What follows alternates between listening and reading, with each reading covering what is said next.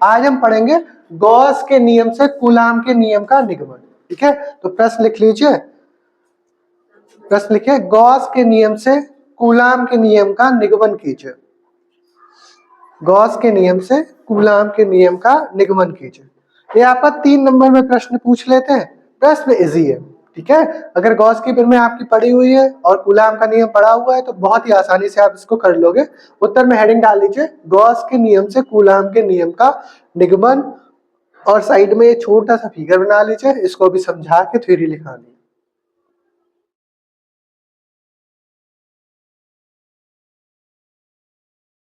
देखो भाई, फिगर समझो, ये हमारा एक बिंदु O है, एक बिंदु O है। इस O बिंदु पर प्लस Q आवेश रखा हुआ है, O बिंदु पर प्लस Q आवेश रखा हुआ है। O बिंदु से R दूरी पर कोई बिंदु P माना, O बिंदु से R दूरी पर कोई बिंदु P माना, जहां पर परीक्षण आवेश कितना रखा हुआ है, Q0। ठीक है, इतनी बात समझ आई। तो इस पर और इस पर यानी प्लस क्यू आवेश और Q0 के बीच में एक वैद्युत बल कार्य करेगा, वैद्युत बल कार्य करेगा, जिसको हमें निकालना है किसके द्वारा, गॉस की प्रमेय के द्वारा। तो गॉस की प्रमेय की सहायता से आप कोई भी चीज निकालते हो तो उसके लिए आपको गॉसियन पृष्ठ मानना पड़ता है। ठीक है, तब हम क्या करेंगे, बिंदु P से होकर जाने वाला एक गॉसियन पृष्ठ बनाते हैं जो कि गोले के समान निकल के आता है। इस बिंदु P पर इस आवेश के कारण सूक्ष्म क्षेत्रफल पहले मानेंगे dA।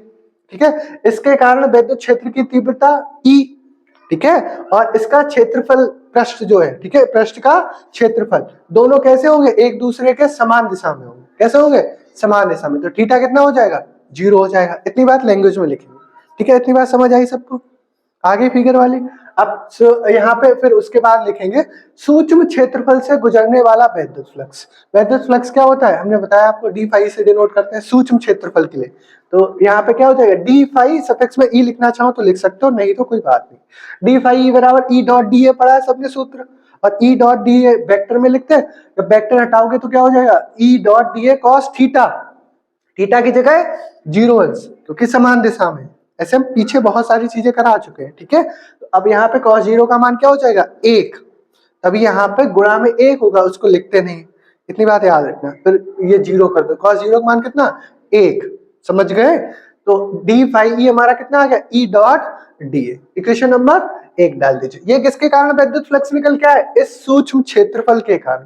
ठीक है, इस सूक्ष्म क्षेत्रफल के कारण। अगर हमें पूरे गॉसियन पृष्ठ से गुजरने वाला विद्युत फ्लक्स चाहिए, पूरे मतलब इस पूरे, ठीक है, तो क्या करेंगे, इसका समाकलन, समाकलन करते हैं तो क्या हो जाएगा, डी फाई ई की जगह फाई ई, समाकलन करोगे तो डी हट जाता है, बराबर। ये बंद समाकलन का चिन्ह है, हमने पीछे पढ़ाया है, बताया आपको। ये क्या होता है, बंद समाकलन किसका, E dot D A. E constant है, बाहर निकाल लीजिए, किसका समाकलन होगा, बंद समाकलन डी ए। और गोला है हमारे पास, ये क्या है, गोला। तो इस पूरे का क्षेत्रफल क्या हो जाएगा, 4 पाई आर स्क्वायर। त्रिज्या कितनी है, स्मॉल आर, तभी क्या हो जाएगा 4 पाई आर स्क्वायर। ये हमें वैद्युत फ्लक्स पता चल गया पूरे गॉसियन पृष्ठ के लिए। इतनी बात समझ आई।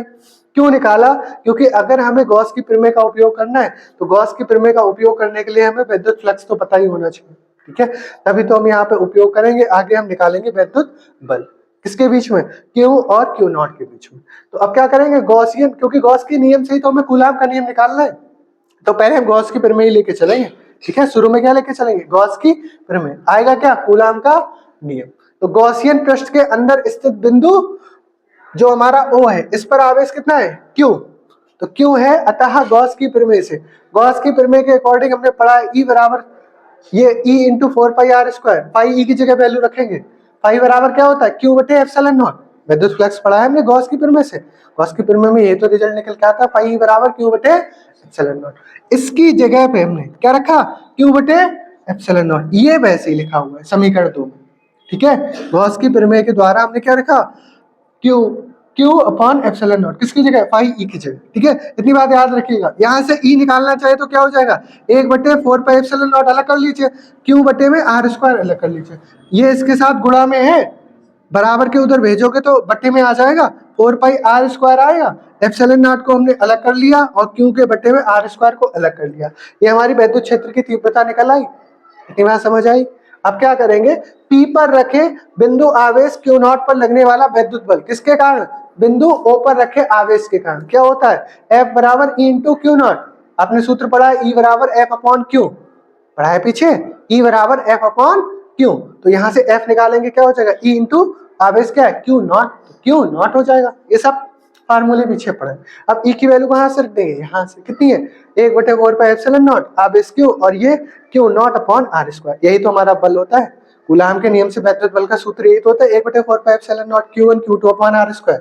और यहाँ पर आवेश क्यू और क्यू नॉट है तो क्या हो जाएगा F बराबर 1/4 pi epsilon not Q not बटे आर स्क्वायर। समीकरण 3, यही वैद्युत बल के लिए कूलाम का नियम। बहुत ही सिंपल इजी है, ठीक है, 3 नंबर में आ जाता है तो इसको आप पढ़ लीजिएगा।